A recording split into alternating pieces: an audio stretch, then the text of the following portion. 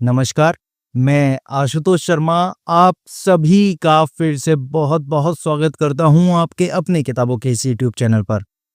आज मैं आपको सुनाने जा रहा हूं साहित्य सम्राट मुंशी प्रेमचंद जी की लिखी सर्वाधिक प्रसिद्ध कहानियों में से एक चुनिंदा कहानी ईदगाह।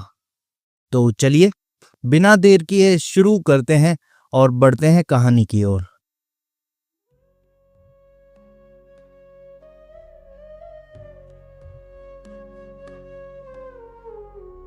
रमजान के पूरे 30 रोजों के बाद आज ईद आई है। कितना मनोहर, कितना सुहावना प्रभात है। वृक्षों पर कुछ अजीब हरियाली है, खेतों में कुछ अजीब रौनक है, आसमान पर कुछ अजीब लालिमा है। आज का सूर्य देखो, कितना प्यारा, कितना शीतल है, मानो संसार को ईद की बधाई दे रहा है। गांव में कितनी हलचल है, ईदगाह जाने की तैयारियां हो रही हैं। किसी के कुर्ते में बटन नहीं है, पड़ोस के घर सुई धागा लेने दौड़ा जा रहा है। किसी के जूते कड़े हो गए हैं, उनमें तेल डालने के लिए तेली के घर भागा जाता है। जल्दी जल्दी बैलों को सानी पानी दे दें, ईदगाह से लौटते लौटते दोपहर हो जाएगी। 30 कोस का पैदल रास्ता, फिर सैकड़ों आदमियों से मिलना भेंटना। दोपहर के पहले लौटना असंभव है। लड़के सबसे ज्यादा प्रसन्न हैं। किसी ने एक रोजा रखा है, वह भी दोपहर तक, किसी ने वह भी नहीं रखा। लेकिन ईदगाह जाने की खुशी उनके हिस्से की चीज है। रोजे बड़े बूढ़ों के लिए होंगे, इनके लिए तो ईद है। रोज ईद का नाम रटते थे, आज वह आ गई। अब जल्दी पड़ी है कि लोग ईदगाह क्यों नहीं चलते। इन्हें गृहस्थी की चिंताओं से क्या प्रयोजन। सेवैयों के लिए दूध और शक्कर घर में है या नहीं, इनकी बला से ये तो सेवैयां खाएंगे। वह क्या जाने कि अब्बाजान क्यों बदहवास से चौधरी कायम अली के घर दौड़े जा रहे हैं। उन्हें क्या खबर कि चौधरी आज आंखें बदल ले तो यह सारी ईद मुहर्रम हो जाए। उनकी अपनी जेबों में तो कुबेर का धन भरा हुआ है। बार बार जेब से अपना खजाना निकाल कर गिनते हैं और खुश होकर फिर रख लेते हैं। महमूद गिनता है, 1, 2, 10, 12। उसके पास 12 पैसे हैं। मोहसिन के पास 1, 2, 3, 8, 9, 15 पैसे हैं। इन्हीं अनगिनती पैसों में अनगिनती चीजें लाएंगे, खिलौने, मिठाइयाँ, बिगुल, गेंद और ना जाने क्या क्या। और सबसे ज्यादा प्रसन्न है हामिद। वह 4-5 साल का गरीब सूरत दुबला पतला लड़का, जिसका बाप गत वर्ष हैजे की भेंट हो गया और मां ना जाने क्यों पीली होती होती एक दिन मर गई। किसी को पता न चला क्या बीमारी है, कहती भी तो कौन सुनने वाला था। दिल पर जो कुछ बीतती थी वह दिल में ही सहती थी, और जब ना सहा गया तो संसार से विदा हो गई। अब हामिद अपनी बूढ़ी दादी अमीना की गोद में सोता है और उतना ही प्रसन्न है।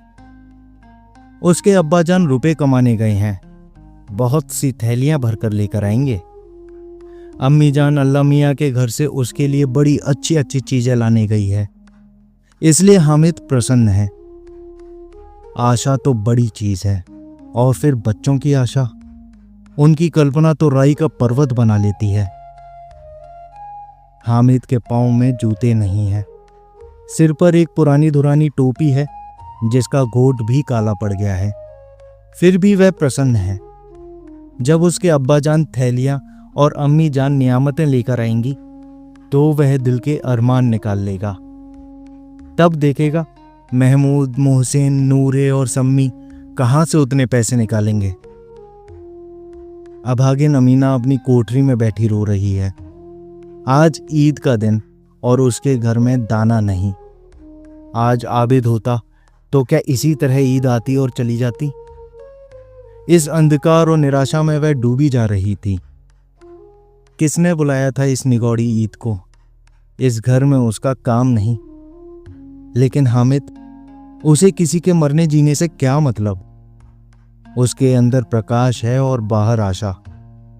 विपत्ति अपना सारा दलबल लेकर आए, हामिद की आनंद भरी चितवन उसका विध्वंस कर देगी। हामिद भीतर जाकर दादी से कहता है, तुम डरना नहीं अम्मा, मैं सबसे पहले आऊंगा, बिल्कुल ना डरना। अमीना का दिल कचोट रहा था। गांव के बच्चे अपने अपने बाप के साथ जा रहे हैं। हामिद का बाप अमीना के सिवा और कौन है? उसे कैसे अकेले मेले में जाने दे? उस भीड़ भाड़ में बच्चा कहीं खो जाए तो क्या हो? नहीं, अमीना उसे यूं ना जाने देगी। नन्ही सी जान 3 कोस कैसे चलेगा? पैर में छाले पड़ जाएंगे, जूते भी तो नहीं है। वह थोड़ी थोड़ी दूर पर उसे गोद में ले लेगी। लेकिन यहां सेवैयां कौन पकाएगा? पैसे होते तो लौटते लौटते सब सामग्री जमा करके चटपट बना लेती। यहां तो घंटे चीजें जमा करते लगेंगे। मांगे ही का तो भरोसा ठहरा। उस दिन फहीमन के कपड़े सिए थे, 8 आने पैसे मिले थे। उस अठन्नी को ईमान की तरह बचाती चली आती थी इसी ईद के लिए। लेकिन कल ग्वालन सिर पर आकर सवार हो गई तो क्या करती? हामिद के लिए कुछ नहीं है तो 2 पैसे का दूध तो चाहिए ही। अब तो कुल 2 आने पैसे बच रहे हैं। 3 पैसे हामिद की जेब में, 5 पैसे अमीना के बटवे में। यही तो बिसात है और ईद का त्योहार। अल्लाह ही बेड़ा पार लगावे। धोबन और नाइन और मेहतरानी और चूड़ीहारन सभी तो आएंगी। सभी को सेवैयां चाहिए। और थोड़ा किसी के आंखों नहीं लगता। किस किस से मुंह चुराएगी? और मुंह क्यों चुराए? साल भर का त्योहार है। जिंदगी खैरियत से रहे, उनकी तकदीर भी तो उसी के साथ है। बच्चे को खुदा सलामत रखे, ये दिन भी कट जाएंगे।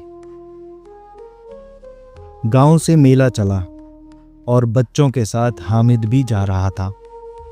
कभी सबके सब दौड़कर आगे निकल जाते, फिर किसी पेड़ के नीचे खड़े होकर साथ वालों का इंतजार करते। ये लोग क्यों इतना धीरे धीरे चल रहे हैं? हामिद के पैरों में तो जैसे पर लग गए हैं। वह कभी थक सकता है? शहर का दामन आ गया। सड़क के दोनों ओर अमीरों के बगीचे हैं। पक्की 4 दीवारी बनी हुई है। पेड़ों में आम और लीचियां लगी हुई हैं। कभी कभी कोई लड़का कंकड़ी उठाकर आम पर निशाना लगाता है। माली अंदर से गाली देता हुआ निकलता है। लड़के वहां से एक फरलांग पर हैं, खूब हंस रहे हैं। माली को कैसे उल्लू बनाया। बड़ी बड़ी इमारतें आने लगीं। यह अदालत है, यह कॉलेज है, यह क्लब घर है। इतने बड़े कॉलेज में कितने लड़के पढ़ते होंगे? सब लड़के नहीं हैं जी, बड़े बड़े आदमी हैं। सच, उनकी बड़ी बड़ी मूछें हैं। इतने बड़े हो गए अभी तक पढ़ने जाते हैं। ना जाने कब तक पढ़ेंगे और क्या करेंगे इतना पढ़कर। हामिद के मदरसे में 2-3 बड़े बड़े लड़के हैं, बिल्कुल 3 कौड़ी के। रोज मार खाते हैं, काम से जी चुराने वाले। इस जगह भी उसी तरह के लोग होंगे और क्या। क्लब घर में जादू होता है। सुना है यहाँ मुर्दे की खोपड़ियां दौड़ती हैं और बड़े बड़े तमाशे होते हैं, पर किसी को अंदर नहीं जाने देते। और यहाँ शाम को साहब लोग खेलते हैं, बड़े बड़े आदमी खेलते हैं। मूंछों दाढ़ी वाले और मेमे भी खेलती हैं। सच, हमारी अम्मा को वह दे दो, क्या नाम है, बैट, तो उसे पकड़ ही ना सकें, घुमाते ही ना लुढ़क जाएं। महमूद ने कहा, हमारी अम्मा जान का तो हाथ कांपने लगे, अल्लाह कसम। मोहसिन बोला, अम्मी मनो आटा पीस डालती है, जरा सा बैट पकड़ लेंगी तो हाथ कांपने लगे। सैकड़ों घड़े पानी रोज निकालती हैं, 5 घड़े तो मेरी भैंस पी जाती है। किसी मैम को 1 घड़ा पानी भरना पड़े तो आंखों तले अंधेरा आ जाए। महमूद, लेकिन दौड़ती तो नहीं, उछल कूद तो नहीं कर सकती। मोहसिन, हाँ उछल कूद तो नहीं सकती, लेकिन उस दिन मेरी गाय खुल गई थी और चौधरी के खेत में जा पड़ी थी, तो अम्मा इतनी तेज दौड़ी कि मैं उन्हें पा ना सका। सच। आगे चले। हलवाइयों की दुकानें शुरू हुई। आज खूब सजी हुई थी। इतनी मिठाइयाँ कौन खाता है? देखो ना, एक एक दुकान पर मनो होंगी। सुना है रात को जिन्नात आकर खरीद ले जाते हैं। अब्बा कहते थे कि आधी रात को एक आदमी हर दुकान पर जाता है और जितना माल बचा होता है वह तुलवा लेता है और सचमुच के रुपए देता है, बिल्कुल ऐसे ही रुपए। हामिद को यकीन ना आया। ऐसे रुपए जिन्नात को कहाँ से मिल जाएंगे? मोहसिन ने कहा। जिन्नात को रुपए की क्या कमी? जिस खजाने में चाहे चला जाए। लोहे के दरवाजे तक उन्हें नहीं रोक सकते जनाब। आप हैं किस फेर में? हीरे जवाहरात तक उनके पास रहते हैं। जिससे खुश हो गए उसे टोकरो जवाहरात दे दिए। अभी यहीं बैठे हैं, 5 मिनट में कहो कलकत्ता पहुंच जाए। हामिद ने फिर पूछा, जिन्नात बहुत बड़े बड़े होते होंगे? मोहसिन, एक एक आसमान के बराबर होता है जी। जमीन पर खड़ा हो जाए तो उसका सिर आसमान से जा लगे, मगर चाहो तो एक लोटे में घुस जाए। हामिद, लोग उन्हें खुश कैसे करते होंगे? कोई मुझे वह मंत्र बता दे तो मैं एक जिन को खुश कर लूं। मोहसिन, अब यह तो मैं नहीं जानता, लेकिन चौधरी साहब के काबू में बहुत से जिन्नात हैं।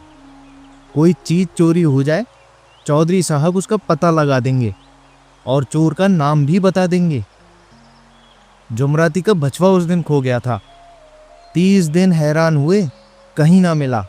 तब झक मारकर चौधरी के पास गए। चौधरी ने तुरंत बता दिया कि मवेशी खाने में है और वहीं मिला। जिन्नात आकर उन्हें सारे जहान की खबर दे जाते हैं। अब उसकी समझ में आ गया कि चौधरी के पास क्यों इतना धन है और क्यों उनका इतना सम्मान है। आगे चले।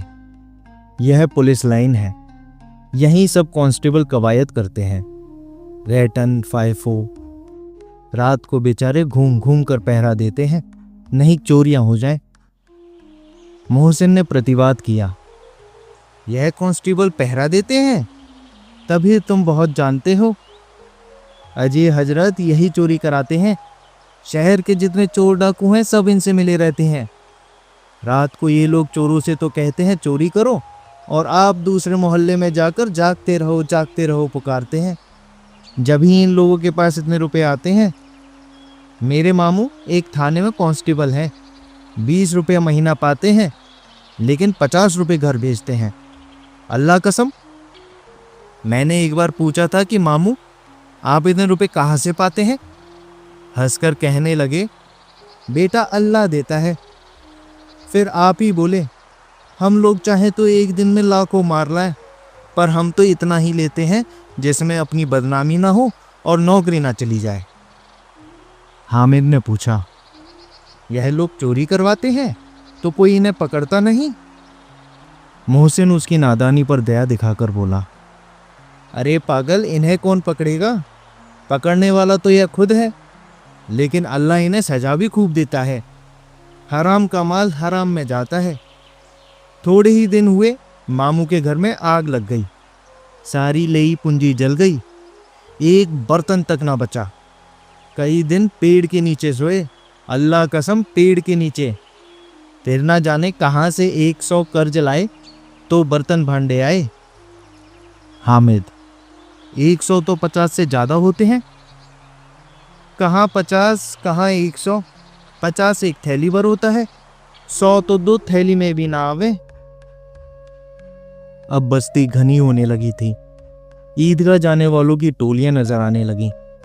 एक से एक भड़कीले वस्त्र पहने हुए, कोई इक्के तांगे पर सवार, कोई मोटर पर। सभी इत्र में बसे, सभी के दिलों में उमंग। ग्रामीणों का यह छोटा सा दल अपनी विपन्नता से बेखबर, संतोष और धैर्य में मगन चला जा रहा था। बच्चों के लिए नगर की सभी चीजें अनोखी थीं। जिस चीज की ओर ताकते ताकते ही रह जाते, और पीछे से बार बार हॉर्न की आवाज होने पर भी न चेतते। हामिद तो मोटर के नीचे जाते जाते बचा। सहसा ईदगाह नजर आया।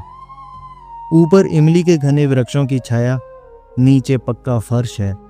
जिस पर जाजिम बिछा हुआ है, और रोजेदारों की पंक्तियां एक के पीछे एक न जाने कहां तक चली गई हैं, पक्के जगत के नीचे तक, जहां जाजिम भी नहीं है। नए आने वाले आकर पीछे की कतार में खड़े हो जाते हैं। आगे जगह नहीं है। यहाँ कोई धन और पद नहीं देखता। इस्लाम की निगाह में सब बराबर हैं। इन ग्रामीणों ने भी वजू किया और पिछली पंक्ति में खड़े हो गए। कितना सुंदर संचालन है, कितनी सुंदर व्यवस्था। लाखों सिर एक साथ सजदे में झुक जाते हैं, फिर सबके सब एक साथ खड़े हो जाते हैं, एक साथ झुकते हैं और एक साथ घुटनों के बल बैठ जाते हैं। कई बार यही क्रिया होती है, जैसे बिजली की लाखों बत्तियां एक साथ प्रदीप्त हों और एक साथ बुझ जाएं, और यही क्रम चलता रहे। कितना अपूर्व दृश्य था, जिसकी सामूहिक क्रियाएं, विस्तार और अनंतता हृदय को श्रद्धा, गर्व और आत्मानंद से भर देती थीं। मानो भ्रातृत्व का एक सूत्र इन समस्त आत्माओं को एक लड़ी में पिरोए हुए है। नमाज खत्म हो गई है, लोग आपस में गले मिल रहे हैं। तब मिठाई और खिलौने की दुकानों पर धावा होता है। ग्रामीणों का यह दल इस विषय में बालकों से कम उत्साही नहीं है। यह देखो, हिंडोला है, 1 पैसे देकर चढ़ जाओ, कभी आसमां पर जाते हुए मालूम होंगे, कभी जमीन पर गिरते हुए। यह चरखी है, लकड़ी के हाथी, घोड़े, ऊंट छड़ों से लटके हुए हैं। 1 पैसा देकर बैठ जाओ और 25 चक्करों का मजा लो। महमूद और मोहसिन और नूरे और सम्मी इन घोड़ों और ऊंटों पर बैठते हैं। हामिद दूर खड़ा है, 3 ही पैसे तो उसके पास हैं। अपने कोष का तिहाई जरा सा चक्कर खाने के लिए नहीं दे सकता। सब चरखियों से उतरते हैं, अब खिलौने लेंगे। इधर दुकानों की कतार लगी हुई है, तरह तरह के खिलौने हैं। सिपाही और गुजरिया, राजा और वकील, भिश्ती और धोबिन और साधु। वाह, कितने सुंदर खिलौने हैं। अब बोला ही चाहते हैं। महमूद सिपाही लेता है, खाकी वर्दी और लाल पगड़ी वाला, कंधे पर बंदूक रखे हुए। मालूम होता है अभी कवायद किए चला आ रहा है। मोहसिन को भिश्ती पसंद आया, कमर झुकी है, ऊपर मशक रखे हुए है। मशक का मुंह एक हाथ से पकड़े हुए है। कितना प्रसन्न है, शायद कोई गीत गा रहा है, बस मशक से पानी उड़ेला ही चाहता है। नूरे को वकील से प्रेम है, कैसी विद्वता है उसके मुख पर। काला चोगा, नीचे सफेद अचकन, अचकन के सामने की जेब में घड़ी, सुनहरी जंजीर, एक हाथ में कानून का पोथा लिए हुए। मालूम होता है अभी किसी अदालत में जिरह या बहस किए चले आ रहे हैं। यह सब 2-2 पैसे के खिलौने हैं। हामिद के पास कुल 3 पैसे हैं। इतने महंगे खिलौने वह कैसे ले? खिलौना कहीं हाथ से छूट पड़े तो चूर चूर हो जाए, जरा पानी पड़े तो सारा रंग धुल जाए। ऐसे खिलौने लेकर वह क्या करेगा? किस काम के?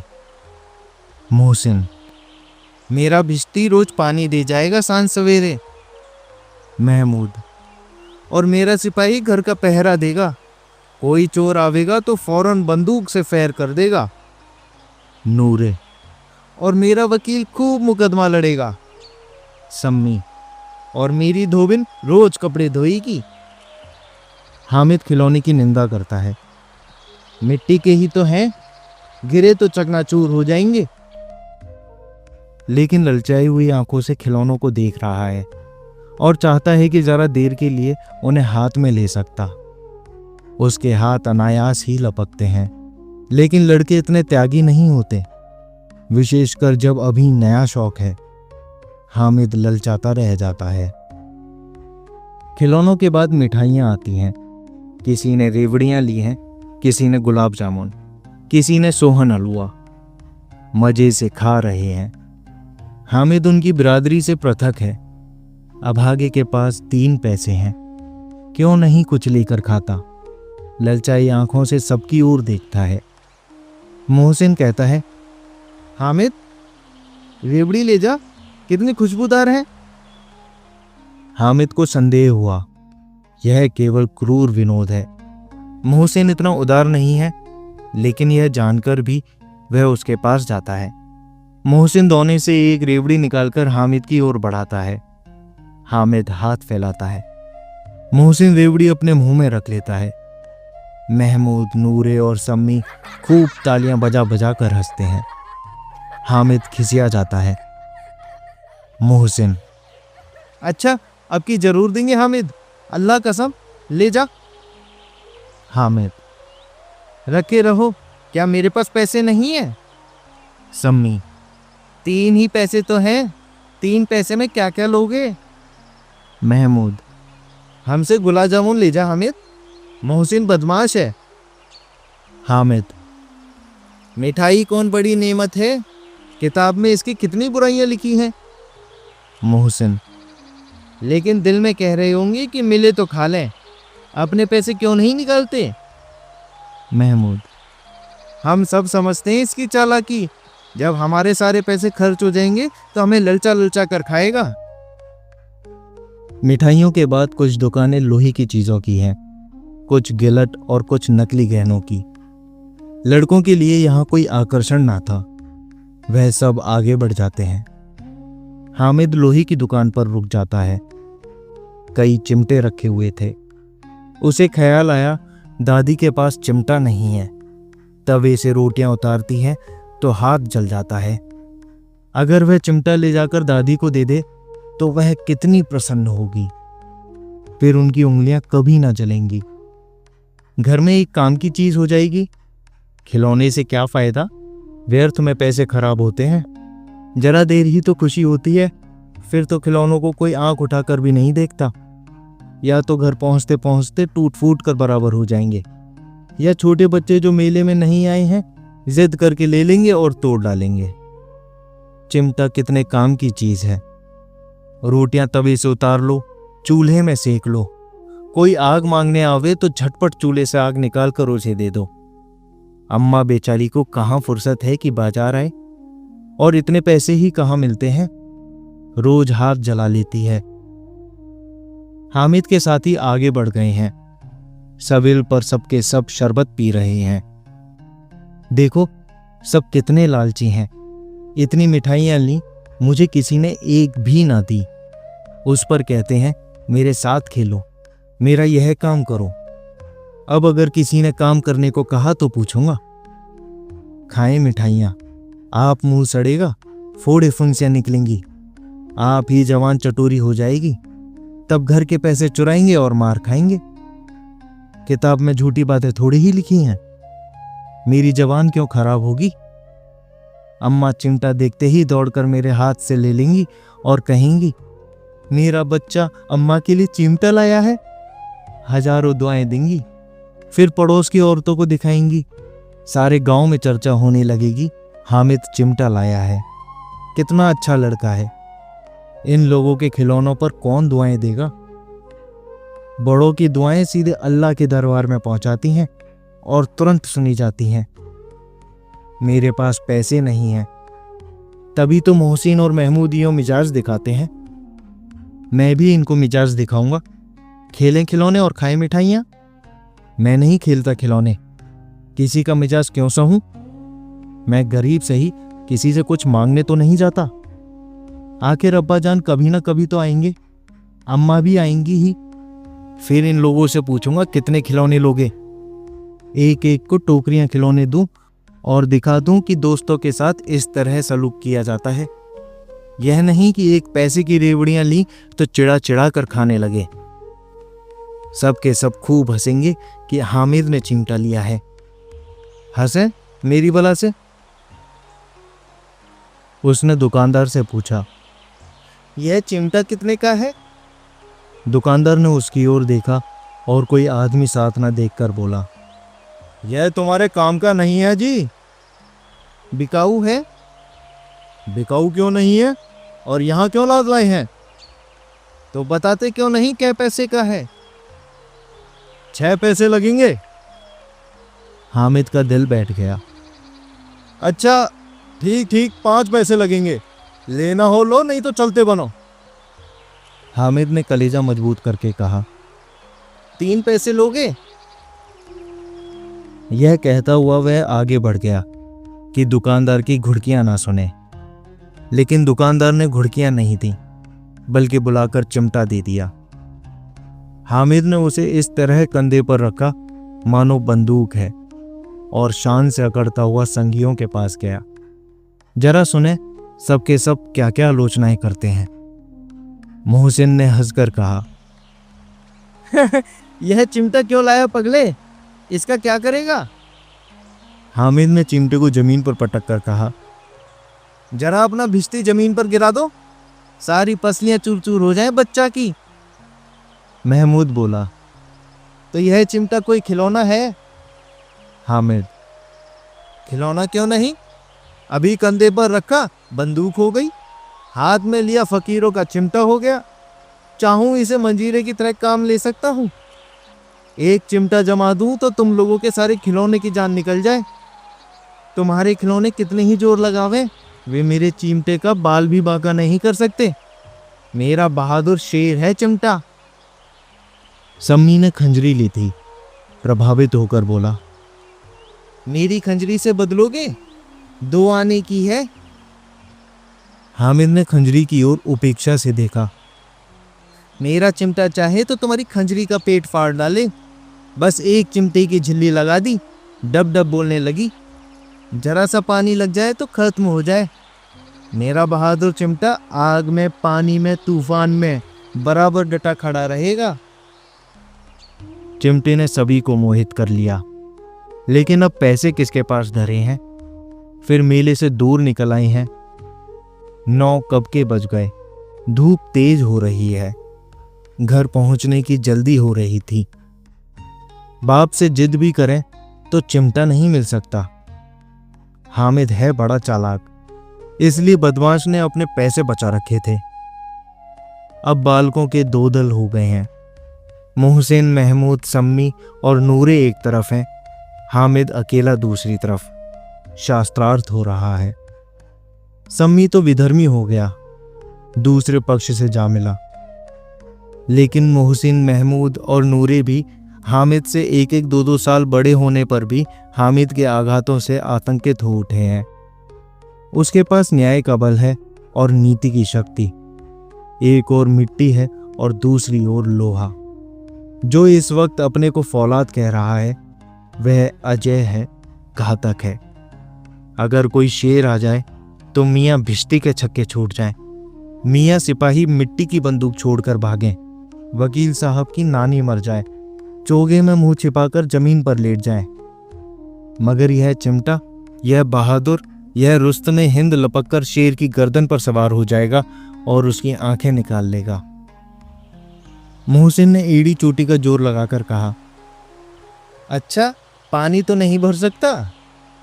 हामिद ने चिमटे को सीधा खड़ा करके कहा, भिश्ती को एक डांट बताएगा तो दौड़ा हुआ पानी लाकर उसके द्वार पर छिड़कने लगेगा। मोहसिन परास्त हो गया, पर महमूद ने कुमक पहुंचाई। अगर बच्चा पकड़े जाए तो अदालत में बंदे बंदे फिरेंगे, तब वकील साहब के ही पैर पड़ेंगे। हामिद इस प्रबल तर्क का जवाब न दे सका। उसने पूछा, हमें पकड़ने कौन आएगा? नूर ने अकड़ कर कहा, यह सिपाही बंदूक वाला। हामिद ने मुंह चिढ़ाकर कहा, यह बेचारे हमारे बहादुर रुस्तमे हिंद को पकड़ेंगे। अच्छा लाओ, अभी जरा कुश्ती हो जाए, इसकी सूरत देखकर दूर भागेंगे। पकड़ेंगे क्या बेचारे? मोहसिन को एक नई चोट सूझ गई। तुम्हारे चिमटे का मुंह रोज आग में जलेगा।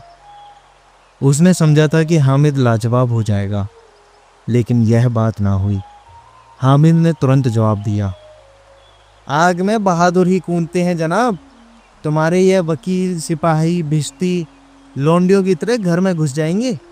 आग में कूदना वह काम है जो रुस्तमे हिंद ही कर सकता है। महमूद ने एक जोर लगाया, वकील साहब कुर्सी मेज पर बैठेंगे, तुम्हारा चिमटा तो बावर्ची खाने में जमीन पर पड़ा रहेगा। इस तर्क ने सम्मी और नूरे को भी सजीव कर दिया। कितने ठिकाने की बात कही है पट्टे ने। चिमटा बावर्ची खाने में पड़े रहने के सिवा और क्या कर सकता है? हामिद को कोई फड़कता हुआ जवाब ना सूझा, तो उसने धांधली शुरू की। मेरा चिमटा बावर्ची खाने में नहीं रहेगा। वकील साहब कुर्सी पर बैठेंगे तो जाकर उन्हें जमीन पर पटक देगा और उनका कानून उनके पेट में डाल देगा। बात कुछ बनी नहीं, खासी गाली गलौज थी। कानून को पेट में डालने वाली बात छा गई। ऐसी छा गई कि तीनों सूरमा मुंह ताकते रह गए, मानो कोई धेलचा कनकोआ किसी कंडे वाले कनकोए को काट गया हो। कानून मुंह से बाहर निकालने वाली चीज है, उसको पेट के अंदर डाल दिया जावे, बेतुकी सी बात होने पर भी कुछ नयापन रखती है। हामिद ने मैदान मार लिया। उसका चिमटा रुस्तमे हिंद है। अब इसमें मोहसिन, महमूद, नूरे, सम्मी किसी को भी आपत्ति नहीं हो सकती। विजेता को हारने वालों से जो चमत्कार मिलना स्वाभाविक है, वह हामिद को भी मिला। औरों ने 3-3, 4-4 आने पैसे खर्च किए, पर कोई काम की चीज ना ला सके। हामिद ने 3 पैसे में रंग जमा लिया। सच ही तो है, खिलौनों का क्या भरोसा, टूट फूट जाएंगे। हामिद का चिमटा बना रहेगा बरसों। संधि की शर्त तय होने लगी। मोहसिन ने कहा, जरा अपना चिमटा दो, हम भी देखें। तुम हमारा बिस्ती लेकर देखो। महमूद और नूरे ने भी अपने अपने खिलौने पेश किए। हामिद को इन शर्तों को मानने में कोई आपत्ति ना थी। चिमटा बारी बारी से सबके हाथों में गया और उनके खिलौने बारी बारी से हामिद के हाथ में आए। कितने खूबसूरत खिलौने हैं। हामिद ने हारने वालों के आंसू पहुंचे। मैं तुम्हें चिढ़ा रहा था, सच। यह लोहे का चिमटा इन खिलौनों की क्या बराबरी करेगा। मालूम होता है कि अब बोले। लेकिन मोहसिन की पार्टी को इस दिलासे से संतोष नहीं होता।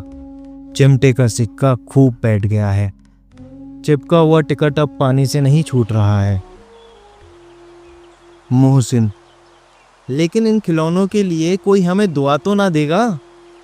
महमूद, दुआ को लिए फिरते हो, उल्टे मार ना पड़ जाए। अम्मा जरूर कहेंगी कि मेले में मिट्टी के खिलौने तुम्हें मिले। हामिद को स्वीकार करना पड़ा कि खिलौनों को देखकर किसी की माँ इतनी खुश ना होगी जितनी दादी चिमटे को देखकर होगी। 3 पैसों ही में तो उसे सब कुछ करना था और उन पैसों के इस उपयोग पर पछतावे की बिल्कुल जरूरत ना थी। फिर अब तो चिमटा रुस्तमे हिंद है और सभी खिलौनों का बादशाह। रास्ते में महमूद को भूख लगी। उसके बाप ने केले खाने को दिए। महमूद ने केवल हामिद को साझी बनाया। उसके अन्य मित्र मुंह ताकते रह गए। यह उस चिमटे का प्रसाद था। 11 बजे सारे गांव में हलचल मच गई। मेले वाले आ गए। मोहसिन की छोटी बहन ने दौड़कर भिश्ती उसके हाथ से छीन लिया और मारे खुशी के जो उछली तो मियाँ भिश्ती नीचे आ रहे और सुरलोक सिधारे। इस पर भाई बहन में मारपीट हुई। दोनों खूब रोए। उनकी अम्मा यह शोर सुनकर बिगड़ी और दोनों को ऊपर से 2-2 चांटे और लगाए। मियाँ नूरे के वकील का अंत उसके प्रतिष्ठानुकूल इससे ज्यादा गौरवमय हुआ। वकील जमीन पर या ताक पर तो नहीं बैठ सकता, उसकी मर्यादा का विचार तो करना ही होगा। दीवार में 2 खूंटियां गाड़ी गईं। उन पर लकड़ी का एक पटरा रखा गया। पटरे पर कागज का कालीन बिछाया गया। वकील साहब राजा भोज की भांति सिंहासन पर विराजे। नूर ने उन्हें पंखा झलना शुरू किया। अदालतों में खस की टट्टियां और बिजली के पंखे रहते हैं, क्या यहां मामूली पंखा भी ना हो? कानून की गर्मी दिमाग पर चढ़ जाएगी कि नहीं? बांस का पंखा आया और नूरे हवा करने लगा। मालूम नहीं पंखे की हवा से या पंखे की चोट से वकील साहब स्वर्गलोक से मर्त्य लोक में आ रहे और उनका माटी का चोला माटी में मिल गया। फिर बड़े जोर शोर से मातम हुआ और वकील साहब की अस्थि घूर पर डाल दी गई। अब रहा महमूद का सिपाही। उसे चटपट गांव का पहरा देने का चार्ज मिल गया। लेकिन पुलिस का सिपाही कोई साधारण व्यक्ति तो था नहीं जो अपने पैरों पर चले। वह पालकी पर चलेगा। एक टोकरी आई, उसमें कुछ लाल रंग के फटे पुराने चिथड़े बिछाए गए, जिसमें सिपाही साहब आराम से लेटे। नूरे ने टोकरी उठाई और अपने द्वार का चक्कर लगाने लगा। उसके दोनों छोटे भाई सिपाही की तरफ से छोने वाले जागते लहो पुकारते चलते हैं, मगर रात तो अंधेरी ही होनी चाहिए। महमूद को ठोकर लग जाती है, टोकरी उसके हाथ से छूटकर गिर पड़ती है और मियाँ सिपाही अपनी बंदूक लिए जमीन पर आ जाते हैं और उनकी एक टांग में विकार आ जाता है। महमूद को आज ज्ञात हुआ कि वह अच्छा डॉक्टर है। उसको ऐसा मरहम मिल गया है जिससे वह टूटी टांग को आनन फानन जोड़ सकता है। केवल गूलर का दूध चाहिए। गूलर का दूध आता है, टांग जोड़ दी जाती है, लेकिन सिपाही को ज्यों ही खड़ा किया जाता है टांग जवाब दे जाती है। शल्य क्रिया असफल हुई। तब उसकी दूसरी टांग भी तोड़ दी जाती है। अब कम से कम एक जगह आराम से बैठ तो सकता है। एक टांग से तो ना चल सकता था ना बैठ सकता था। अब वह सिपाही सन्यासी हो गया है। अपनी जगह पर बैठा बैठा पहरा देता है। कभी कभी देवता भी बन जाता है। उसके सिर का झालरदार साफा खुरच दिया गया है। अब उसका जितना रूपांतर चाहो कर सकते हो। कभी कभी तो उससे बाट का काम भी लिया जाता है। अब मियाँ हामिद का हाल सुनिए। अमीना उसकी आवाज सुनते ही दौड़ी और उसे गोद में उठाकर प्यार करने लगी। सहसा उसके हाथ में चिमटा देखकर वह चौंकी। यह चिमटा कहाँ था? मैंने मोल लिया है। कै पैसे में? 3 पैसे दिए।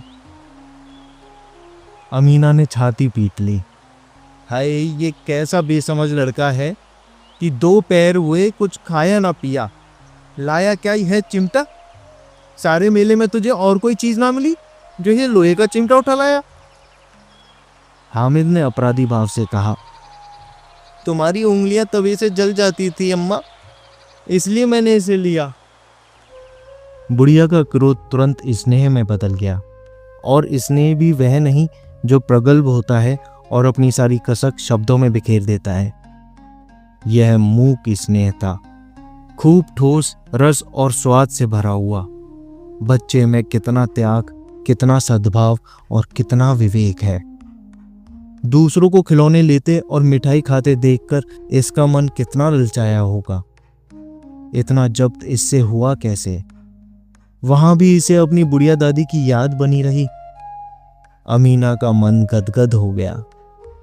और अब एक बड़ी विचित्र बात हुई, हामिद के इस चिमटे से भी विचित्र। बच्चे हामिद ने बूढ़े हामिद का पार्ट खेला था। बुढ़िया अमीना बालिका अमीना बन गई। वह रोने लगी, दामन फैलाकर हामिद को दुआएं देती जाती थी और आंसू की बड़ी बड़ी बूंदें गिराती जाती थी। हामिद इसका रहस्य क्या समझता? दोस्तों, अभी आप सुन रहे थे साहित्य सम्राट मुंशी प्रेमचंद जी की लिखी कालजयी कहानी ईदगाह, मेरी यानी आशुतोष शर्मा की आवाज में। आपको यह वाचन कैसा लगा कमेंट करके जरूर बताएं, और साथ ही अपने फीडबैक और सुझाव भी आप मुझे साझा कर सकते हैं। कविताओं, कहानियों और पुस्तक समीक्षाओं के लिए बने रहिए। जल्द ही दोबारा मुलाकात होगी। धन्यवाद।